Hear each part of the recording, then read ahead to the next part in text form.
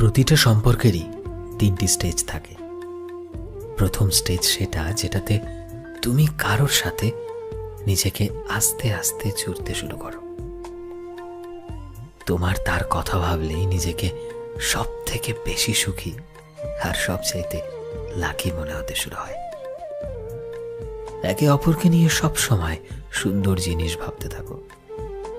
একে অপরকে খুশি করার জন্য অনেক চেষ্টাই তো তোমরা করতে থাকো। আর এই সময়টা হলো সম্পর্কের সব থেকে সুন্দর সময়। আর তার ঠিক পরেই আসে দ্বিতীয় স্টেজ, যেখানে তোমরা নিজেদের অনেকটা চিনতে শুরু করে দাও। আর তোমরা একে অপরের মধ্যে দোষ গুণ খুঁজতে শুরু করে দাও।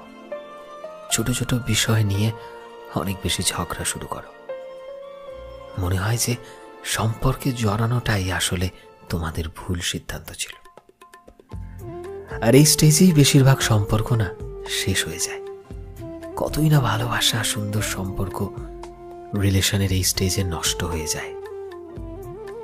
আর তার ঠিক পরেই আসে তৃতীয় স্টেজ, যে সময় তোমরা একে অপরকে খুব ভালোভাবে বুঝতে শিখে যাও।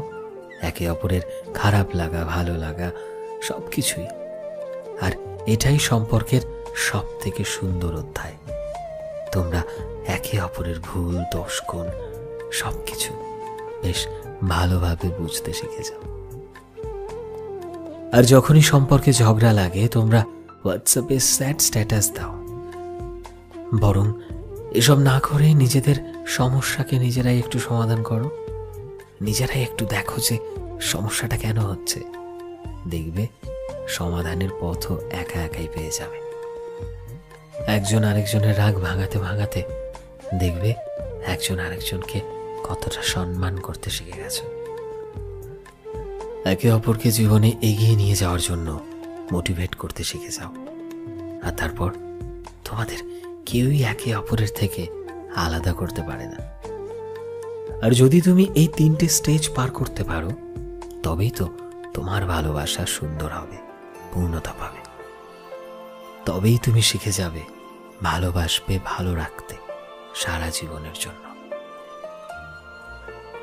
সো ফ্রেন্ডস, আমি শোভন ছিলাম তোমাদের সাথে, কলমে বিশ্বজিৎ।